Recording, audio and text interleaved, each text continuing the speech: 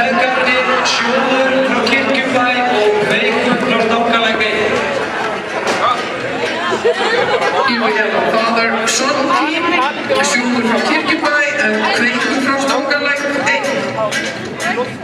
Sjóður frá Kirkjubæ er núna áhorfendur.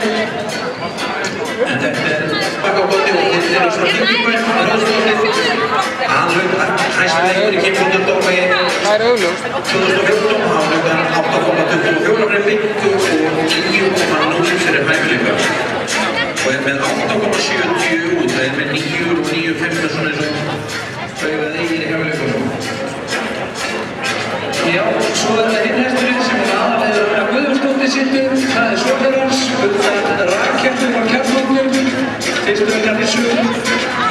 Þessi hestur frá Kirkjubæ í fyrra, 5 metra gamall og gríðarlega há. Yes, like I said, this is a team of father and son. Here in front of us now is Sjóður from Kirkjubæ, and the total score of 8.70, including 9 for inabilities, and 9 for tough back end of Kjarnóknum. This starting was shown last year, and high judgment shown as a 14 horse, but they say he does have the 50 year as well. Ég